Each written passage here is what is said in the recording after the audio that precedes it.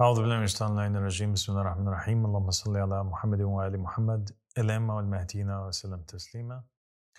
Assalamu alaikum wa rahmatullahi wa barakatuh, mon frère et compagnon Mohammed. Merci de m'avoir invité, cher père. Père, je voulais vous demander ce que signifie le terme « les savants non pratiquants ». Merci pour cette question. C'est une question très importante. Et donc, dans la religion de l'islam, nous avons des savants, comme il y en a dans la religion du christianisme et du judaïsme et dans toute religion. Et nous avons dans les narrations de Mohammed et de la famille de Mohammed ce concept de savants pieux et de mauvais savants, et de savants pratiquants, dont les actions et les œuvres correspondent à leurs paroles et aux paroles de Mohammed et de la famille de Mohammed.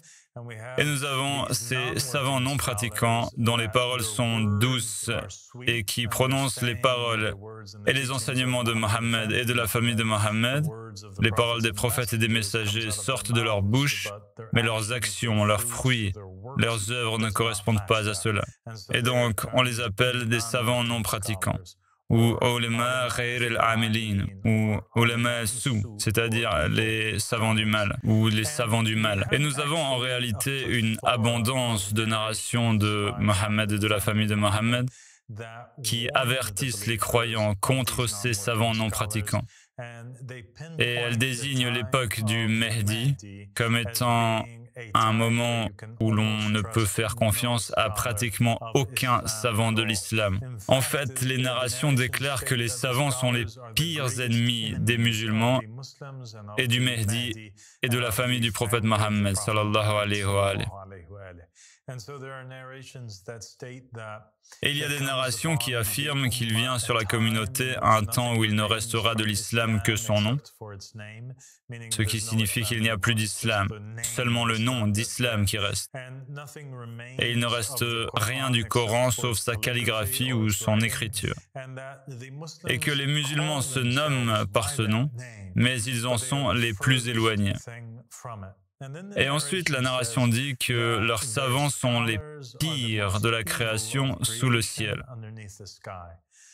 D'eux est venue la fitna et à eux, elle retourne. Et ensuite, la narration précise parce qu'ils soutiennent les oppresseurs injustes. D'accord? Nous avons donc ici une raison pour laquelle ces savants sont si mauvais. C'est parce qu'ils soutiennent et renforcent les tyrans, les dictateurs. Ils agissent comme des facilitateurs, des gestionnaires qui permettent aux tyrans de contrôler les nations musulmanes. Ce sont des facilitateurs des tyrans et des gestionnaires de la population musulmane, utilisant la religion comme un outil d'oppression et de répression, un outil de contrôle par lequel ils effraient les masses et agissent comme des porte-paroles, non pas pour Dieu, mais pour les tyrans injustes. Les narrations déclarent aussi que lorsque le Mehdi viendra, il n'aura pas d'ennemi plus évident que les savants de l'islam. Et c'est un point très important, parce que beaucoup de savants mentent, que ce soit du côté sunnite, chiite ou soufi. Et ils donnent l'impression que la manière dont la nation reconnaîtra le Mehdi, c'est lorsque les savants seront unis pour déclarer que cet individu est le Mehdi, alors que les narrations affirment en réalité le contraire. Et c'est pourquoi l'imam Ahmad al-Hassan, dans l'un de ses discours les plus importants, a dit « Avez-vous demandé à Mohammed et à la famille de Mohammed au sujet des savants de la fin des temps, avant de demander aux savants de la fin des temps au sujet de Mohammed et de la famille de Mohammed ?» Et donc, on voit que les savants ne s'unissent en réalité derrière aucun Mehdi. Car s'unir derrière un Mehdi signifierait la fin de leur empire, n'est-ce pas? la fin de leur petit supermarché et du commerce de la religion qui a lieu, et de leur enrichissement au nom de Dieu, tout comme le faisaient les rabbins, les pharisiens et les prêtres auparavant. Et il est aussi important de noter que dans la vie de tous les prophètes et les messagers, il n'y a jamais eu un moment, il n'y a jamais eu un prophète ou un messager qui a été soutenu par les savants de son époque. Les savants prennent toujours le parti de l'hostilité. Ils sont toujours opposés aux prophètes, aux messagers ou à l'imam désigné par Dieu. Cette triste réalité ne peut être plus claire qu'à notre époque moderne, en ce jour aujourd'hui. Et il y a une narration du prophète Mohammed dans laquelle il dit en résumé: si tu vois le savant à la porte du roi, c'est-à-dire qu'il est contrôlé par le roi, qu'il reçoit un salaire du roi, qu'il écoute, soutient et applique ce que le roi veut faire, alors dis non au savant et non au roi. C'est un signe que c'est un savant qui ne pratique pas.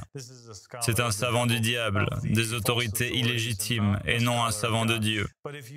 Mais si tu vois le roi se référer aux savants religieux, leur demander conseil, et ceux-ci sont au-dessus de lui, alors dis oui aux savants et oui aux dirigeants. Et donc, aujourd'hui, à l'époque moderne, dans tous les soi-disant pays musulmans, du Maroc à l'ouest jusqu'à l'Iran et l'Irak à l'est, on trouve que chacun de ces gouvernements a mis en place ce qu'on appelle des Wizarat al-Awqaf, n'est-ce pas? Ce sont en quelque sorte des ministères des affaires religieuses, si on peut dire, qui contrôlent et nomment les imams particuliers dans les différentes mosquées du pays. Et ils leur fournissent en quelque sorte les prêches qu'ils doivent donner. Et ces prêches sont généralement en faveur du gouvernement et soutenant essentiellement le dirigeant et son programme du moment. Si le dirigeant est contre, par exemple, Israël, on verra que les prêcheurs dans les mosquées maudissent Israël. Mais si le dirigeant veut maintenant établir de bonnes relations avec Israël, alors on verra ces imams dans les mosquées interdire et condamner le soutien à la Palestine, ou le fait de parler en faveur du peuple palestinien, ou de s'opposer à ce qui se passe aujourd'hui à Gaza, en Palestine.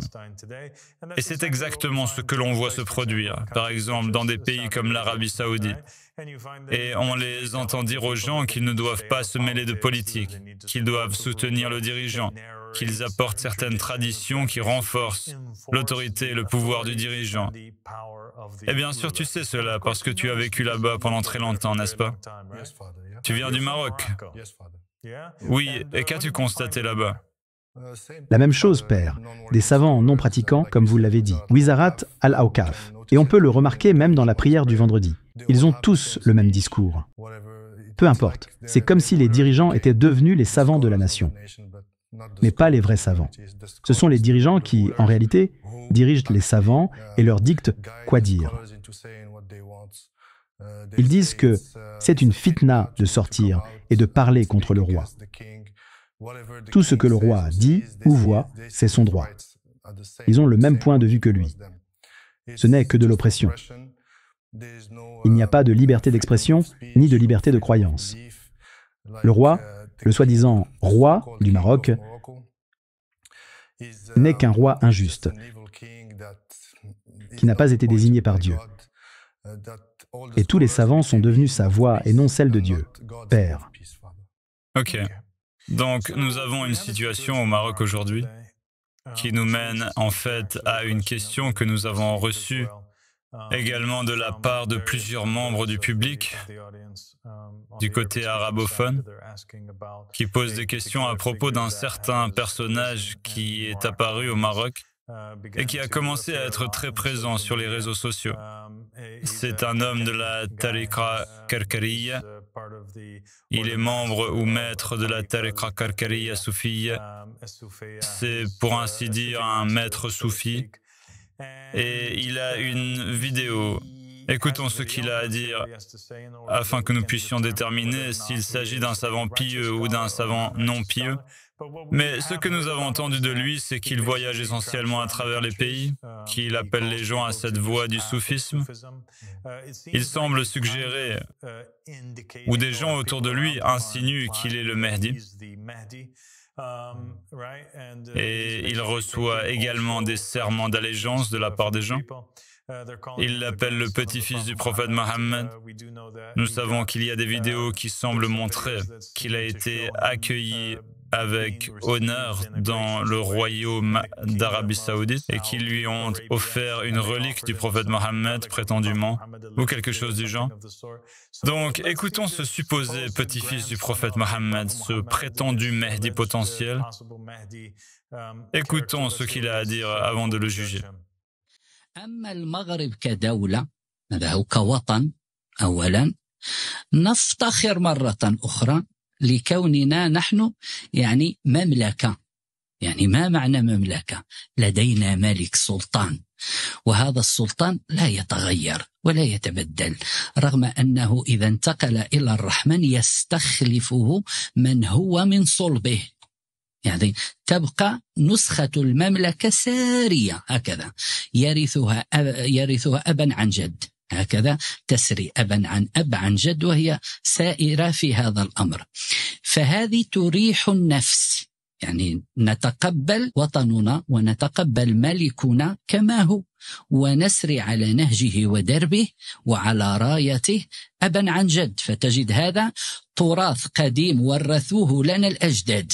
النقطة الثالثة وهي أكبر بأن المغرب من هو سلطانه ومن هو سيده ومن هو ملكه هو من آل بيت النبي عليه الصلاة والسلام وهذه مفخرة هذه مفخرة يعني والرسول صلى الله عليه وسلم يقول تركت فيكم كتاب الله وعترة آل بيتي يعني فيصبح العترة عندك هي التي أنت تحت رايتها وتحت إمارتها فنحن إذا قلنا ملكنا أمير المؤمنين من باب أنه من عترة النبي عليه الصلاة والسلام مفخرة لنا إذن هذا البلد مجرد بهذه النفحات ألا تجده مباركا هذا هو من رؤيتك لاسمه من رؤيتك طبعا لملكه وسلطانه هذا هو زيادة على هذا المغرب بلد الأولياء.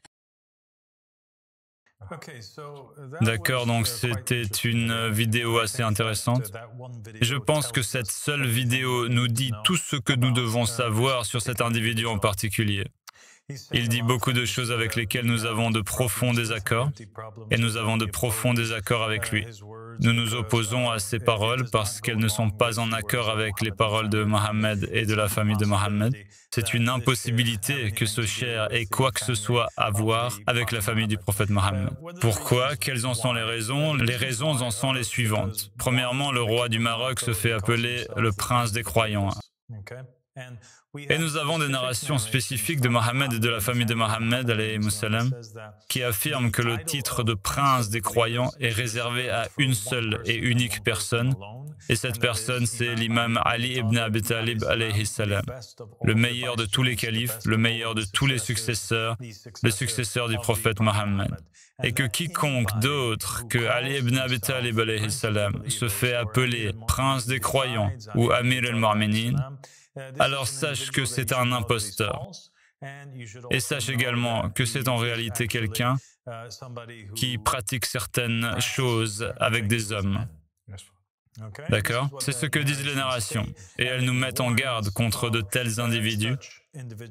Et ces narrations rendent clair qu'ils sont des imposteurs et qu'ils sont en réalité les ennemis de Mohammed et de la famille de Mohammed.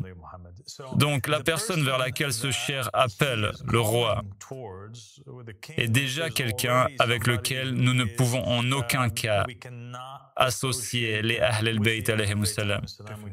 Nous ne pouvons pas le prendre au sérieux.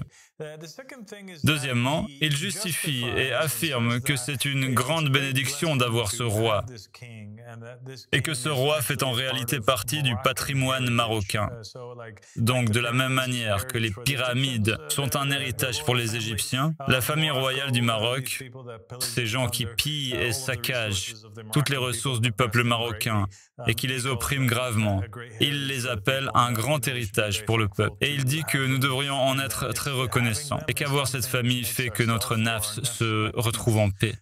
Donc, je ne sais pas d'où il tire cela, si ce n'est du diable, ou alors il le tire de ceux qui lui versent son salaire, du gouvernement qui le pousse et l'encourage à prononcer ce type de discours. Il dit aussi qu'il est logique que cette famille règne sur nous car elle descend du prophète Mohammed. Et il y a une narration de Ahl al-Bayt qui dit que le prophète Mohammed, avant de mourir, a dit « Je vous laisse parmi vous deux choses et vous devez vous y accrocher » et c'est le livre d'Allah subhanahu wa ta'ala, le Coran, et ma itra Ahl al-Bayti, ma famille, ma descendance, les gens de ma maison. Cette narration, les gens de ma maison, cette référence, ces mots réfèrent à des individus spécifiques de la famille de Mohammed. Les sources sunnites et chiites spécifient toutes deux que cela ne s'applique pas à toutes les épouses du prophète Mohammed. En réalité, cela ne s'applique à aucune d'elles. Et Salama l'a rendu très clair en disant dans l'une des narrations qu'elle a rapportées, elle a dit que Ahl al-Bayt est un terme qui s'applique uniquement à Fatima Zahra alayha salam, et à l'imam al-Hassan et à l'imam al-Hussein, les deux petits-fils du prophète Mohammed, les deux fils de Fatima Zahra, la fille du prophète Mohammed. Cela s'applique aussi au prophète Mohammed lui-même et à son cousin, l'époux de Fatima Zahra, l'imam Ali ibn Abi Talib alayhi salam. Ces individus sont les Ahl al-Bayt, en plus des imams issus des reins des descendants, des successeurs de l'imam al-Hussein alayhi salam, c'est-à-dire 9 imams qui descendent de l'imam al-Hussein en commençant par Zayn al-Abidin et en terminant par l'imam al-Mahdi, puis les successeurs de l'imam al-Mahdi, les 12 Mahdi. Voilà qui sont les Ahl al-Bayt, les individus infaillibles qu'il est obligatoire de suivre et d'obéir, car leur obéissance ne peut jamais mener à l'égarement. C'est pourquoi le prophète Mohammed est clair. Il a dit « Je laisse derrière moi deux choses auxquelles vous devez vous accrocher, le Coran et mes Ahl al-Bayt, car le Coran n'a aucune utilité sans les Ahl al-Bayt. Ce sont eux les interprètes infaillibles et les guides de la nation qu'il est obligatoire pour chacun de suivre, n'est-ce pas ? De la même manière qu'il était obligatoire pour la nation de suivre Mohammed, les mêmes règles s'appliquent à ces individus. C'est pourquoi, avant de quitter ce monde, le prophète se tient devant 70 000 croyants. Il lève la main de Ali ibn Abi Talib alayhi salam et dit « Celui dont je suis le maître, Ali est son maître, n'est-ce pas ?» Il dit donc que toute la science, tout ce qui s'applique à lui s'applique aussi à sa famille. Or, ce soi-disant érudit essaye de ruser et il prend ce qui appartient aux hommes de Dieu et à la femme de Dieu et la dame de Dieu, Fatima Zahra, et veut l'appliquer à ces individus, à ce roi abject et à sa famille au Maroc. Et parce qu'il a tenté de faire cela, selon les narrations de Mohammed et de sa famille, ce savant tombe automatiquement sous la malédiction d'Allah subhanahu wa ta'ala et cela le fait sortir de l'islam tout entier. Ce n'est donc pas qu'il ne serait pas le Mahdi, non, c'est qu'il n'est même pas musulman en réalité. Il est l'une des pires créatures sous le ciel. Le prophète Mohammed et sa famille ont dit au sujet de certains savants comme celui-ci que le prophète a dit qu'il craint plus pour sa communauté, ces savants-là, que la fitna du Dajjal ou même les armées de Yazid, fils de Muawiyah. C'est dire à quel point ces soi-disant savants sont dangereux. Et donc oui, c'est une immense honte, car des individus comme celui-là, ils se promènent avec des vêtements rapiécés. Ils enseignent l'exact opposé de ce qu'ont enseigné le prophète et sa famille. Ils volent ce qui appartient au prophète et à sa famille. Ils veulent détourner l'allégeance des gens de l'imam al-Mahdi pour la faire aller vers quelqu'un comme le roi du Maroc, qui se fait appeler prince des croyants. C'est vraiment une tragédie. La'natullah alayhim. إمتى غادي تفيقوا من هاد الغيبوبة اللي نتوما فيها؟ الإمام مهدي ظهر ويدعوكم للوصية رسول الله صلى الله عليه وآله وسلم العاصمة من الضلال الذي إذا تمسكتم بها لن تضلوا أبدا. وما خباو عليكم الوصية علاش باش يكذبوا عليكم بهاد الملوك ديال والو ديال آخر الزمان. نتوما كلكم عارفين هاد حسن، هاد محمد السادس كي داير، معروف عالميا، كيسمي راسو أمير المؤمنين، يكذب عليكم في لي سبيتش ديالو، يقول لكم قال جدي رسول الله، كذوب في كذوب. المهدي ها هو هنا. Que Dieu te bénisse et merci. Merci, Père. Que Dieu te bénisse. Salam alaikum.